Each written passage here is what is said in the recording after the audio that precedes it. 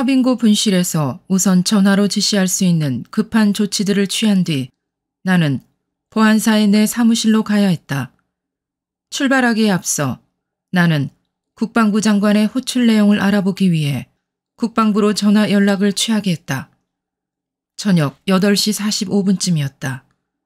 전화로 연결이 된 장관 보좌관은 현재 복장으로 급히 오라는 장관님의 지시가 있었다고 했다. 그런데 오라는 곳이 육군본부 B2 벙커였다.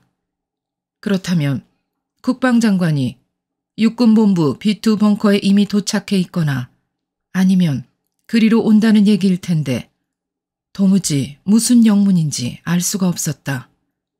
B2 벙커라면 육군본부 지하에 있는 전시용 비상지휘소였다. 왜 그곳으로 오라는 것일까? 대통령께서 분원에 입원한 것 같다는 보고만을 받고 있던 나로서는 그 일과 국방장관의 B2 벙커 호출이 어떻게 연결되는지 짐작이 가지 않았다. 그러나 어쨌든 대통령의 신변이나 국가 안위와 관련된 심상치 않은 상황이 전개되고 있는 것만은 틀림없다고 판단한 나는 국방부로 가기 전 보안사령부 예하 전 보안부대에 비상대기 명령을 내렸다. 저녁 8시 50분경 나는 사복을 입은 채 지체 없이 국방부로 출발했다. 국방부 장관을 만나면 무슨 얘기를 들을 수 있을 것으로 생각됐다. 육군본부 B2 벙커로 오라는 전가를 받았지만 서빙고에서 육군본부로 가는 중간에 국방부가 있었고 나를 찾는 사람이 국방부 장관이었으므로 우선 장관실을 찾아갔다. 하지만 차로 5분 정도 달려 국방부에 도착했을 때 장관은 없었다. 육군본부로 갔을 것이라는 얘기였다. 나는 다시 서둘러 육군본부로 갔다. B2 벙커에 막 들어섰을 때였다. 내 눈길을 확 끌어당기는 사람이 있었다. 김재규 중앙정보부장이었다. 자연스럽게 내 시야에 들어왔다기보다 어떤 이상한 기운이 내 눈길을 끌어당기는 것 같았다. 아마도 그것은 방금 전 엄청난 일을 벌인 사람에게서 풍기는 섬뜩한 살기 같은 것이 아니었나 싶다. 김 부장과는 잘 아는 사이여서 나는 평소 하던 대로 인사를 했다. 김 부장은 그저 "아, 전 사령관 왔소" 라고 한마디 하고는 나에게서 눈길을 거둔 채 같은 자세로 앉아있을 뿐이었다. 그전 같았으면 이런저런 얘기도 건네고 했을 텐데 참 별일이구나 하는 생각이 들었지만 그 이상 관심을 둘 일은 아니었다. 군 수뇌부를 비롯해 낯익은 사람들이 여기저기 모여서서 수군거리는 등 어수선한 분위기였지만 나는 우선 노재현 국방장관을 찾아야 했다. 마침 내 쪽으로 오는 장관 모습이 보이자 얼른 장관 앞으로 다가가 "찾으셨습니까?" 하고 인사를 드렸다. 노 장관은 대뜸 대통령께서 서거하셨다고 했다. 앞뒤로 덧붙이는 말 하나 없이 딱 그 한마디뿐이었다. 숨이 턱 막히는 느낌이었다. 대통령께서 갑자기 입원하신 것 같다는 내용의 보고를 방금 전 받았고 군 수뇌부가 지하 벙커에 모여있는 사실로 보아 무슨 비상사태가 벌어졌구나 하고 생각은 했지만 대통령이 돌아가시다니 도대체 무슨 일이 생겼다는 것인가? 대통령께서 대체 어떻게 돌아가셨다는 겁니까? 나는 충격을 추스리며 황급히 물었다. 노 장관 자신도 대통령이 서거하셨다는 얘기만 전해 들었지 언제, 어디서, 어떻게 돌아가셨는지는 알지 못한다고 했다. 이해할 수가 없었다. 이상하다는 생각이 들었다. 국가의 모든 정보를 가장 많이, 가장 정확히 알고 있을 중앙정보부장이 와 있고 국방장관과 군 수뇌들이 다 모였는데 국가원수의 죽음이라는 엄청난 사실에 관해 아무것도 알 수 없다니 이럴 수가 있는가. 도무지 현실감이 느껴지지 않는 불가사의한 이 상황을 어떻게 받아들여야 할지 캄캄하기만 했다. 정승화 육군 참모총장이 가장 바쁘게 움직이고 있었다. 그는 여기저기 분주히 오가며 전화기를 번갈아 바꿔들고 어딘가에 지시를 내리고 있었다. 김재규 부장하고도 대화를 주고받는 모습이 보였다. 나는 육군 참모총장이 관할하는 육본 벙커에 국방장관이야 군 수뇌들이 모여있고 또 정승화 총장의 모습에 비추어 볼 때 정 총장은 대통령의 죽음과 관련해 좀 더 상세한 정보라도 갖고 있는 것이 아닐까 하는 생각이 들었다. 그러나 보안사령부는 국방장관 직할부대로 정 총장의 지휘를 받는 부대가 아니었기 때문에 그에게 직접 말을 붙이기가 조심스러웠고 또 내가 말을 붙여볼 겨를이 없어 보였다. 벙커에 모여있는 고위 장성들도 여기저기 서성대면서 서로 귀동냥하기에 바쁜 모습뿐이었다.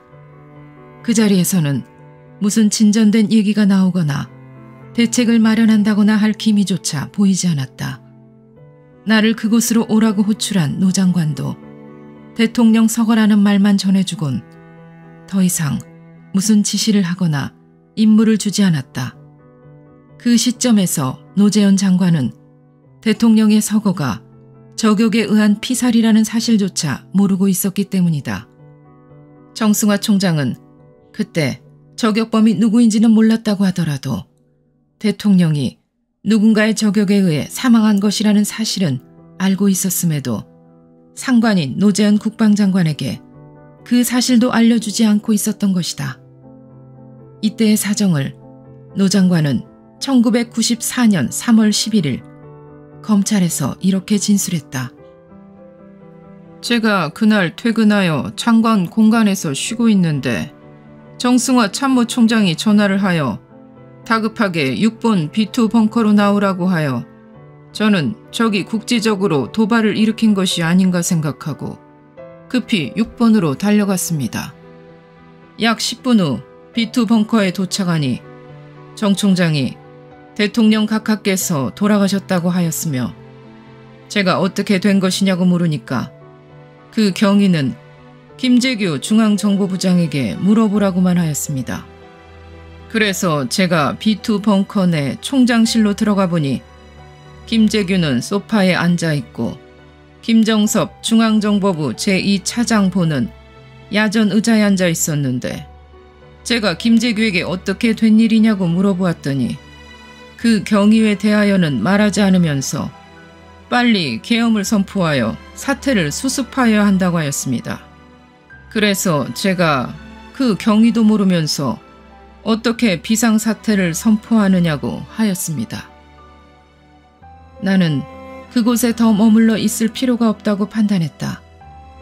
대통령이 졸지에 돌아가셨다면 중앙정보부장이나 국방장관 등 이 자리에 와 있는 사람들은 의당 상황을 신속히 파악하고 이후에 취해야 할 사항들을 빈틈없이 조치해 나가야 할 책임 있는 사람들이지 않은가. 그런데 모두가 저렇게 무대책으로 앉아 있으니 나라도 무슨 일을 찾아서 해야 할 것 아닌가. 나는 상부의 지시나 임무 부여가 없다 하더라도 대통령 서거 사실을 알게 된 이상 보안사령관으로서 할 일을 해야 한다고 생각했다. 더욱이 대통령의 죽음에 쿠데타나 국가 전복의 혐의가 한 자락이라도 게재되어 있다면 그것을 찾아내야 할 임무가 보안사령관인 내게 있는 것 아닌가. 보안사령부의 기본 임무 가운데 하나가 대전복 임무였다. 나는 일단 내 사무실로 돌아가서 나름대로 상황을 파악하고 내가 해야 할 일이 무엇인지 챙겨보기로 했다. 분주하게 여기저기 지시를 내리고 있던 육군 참모총장이 우리 보안사령부에도 무슨 임무와 조치를 지시했을지 모른다는 생각이 들자 나는 서둘러 지하벙커를 떠났다. 밤 9시 30분경 사무실로 돌아온 나는 우선 옷부터 군복으로 갈아입었다. 엄중한 상황에 직면해 우선 나부터 그리고 우리 부대부터 긴장을 유지하고 비상태세를 갖추어야 했다. 그런 다음 내가 6번 벙커에 들렀다가 오는 사이에 보안사에서 새로운 사실을 알아낸 것이 없는지 확인해봤다. 우국일 참모장은 분원의 군의관에게 전화로 이리저리 알아보려 했지만 아무것도 알아낼 수 없었다고 했다. 전화를 통제받고 있는 것 같다는 얘기였다. 밤 10시경 우국일 참모장이 병원장인 김병수 준장과 인터폰으로 통화한 내용을 보고했다. 군의관은 물론 병원장까지 전화로 자유롭게 말할 수 없는 상황임을 알게 된 우 참모장은 병원장에게 대답하기 어려우면 yes 또는 no로만 대답하라면서 환자가 코드원인가 사망했는가 라고 물었고 yes라는 대답을 얻어낼 수 있었다. 나중에 알게 된 사실이지만 김계원 실장의 지시를 받은 중앙정보부 요원들이 밀착 감시를 하고 있었다는 것이다. 나는 전 보안부대에 2차 비상령을 내려 부대원 전원을 소집하도록 지시했다. 그리고는 곧바로 다시 육군본부로 이동했다. 대통령 서거의 진상에 관해서는 더 이상 밝혀진 사실이 없지만 그 시점에서 상황이 전개되고 있는 현장은 육군본부였다. 또 나의 직속 상관인 국방장관도 육본에 머물고 있었다. 그러니까 장관의 지시를 받고 임무를 수행하기 위해서도 내 위치를 육본에 둬야 한다고 생각했다. 육본에 있는 우리 보안부대에 임시 지휘소를 설치하도록 한 것이다. 그런데 결과로 보면 상황의 핵심 부근에 나를 위치시킨 그러한 결정이 그 후의 상황 전개에 기민하게 대처할 수 있게 했다. 나는 육군본부로 떠나기에 앞서 계엄령과 위수령이 발령된 부산 마산 지역에 파견 나가 있던 이학봉 수사과장을 즉시 서울로 올라오도록 지시했다. 아울러 임시지휘소의 인력을 보강하려고 정도영 보안처장과 오일랑 군사정보과장을 대동했다. 아직 기초적인 사실조차 확인된 바 없지만 여러 가지 정황으로 볼 때 그 두 사람이 꼭 필요하게 될 것이라는 판단 때문이었다. 이로부터 두세 시간 후 보안사 수사관들은 김재규의 체포 연행작전과 초동수사에 즉각 투입되었는데 나의 그러한 사전 조치가 크게 도움이 되었다. 6본 보안부 대장실에 도착한 것은 밤 10시 20분경이었다. 나는 우선 박 대통령의 그날 저녁 동선이라도 파악해보려고 했다. 다시 경호실과 접촉해봤지만 삽교천 행사를 마치고 청와대로 돌아온 이후 대통령의 동선은 전혀 포착이 되지 않았다. 그러나 보안사는 경호실과 접촉하는 과정에서 한 가지 중요한 사실을 알게 되었다.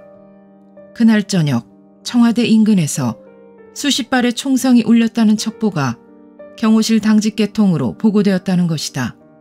확인되지도 않았고 내용도 막연한 것이었지만 수십 발의 총성, 청와대 인근이라는 말이 예사롭지 않게 들렸다.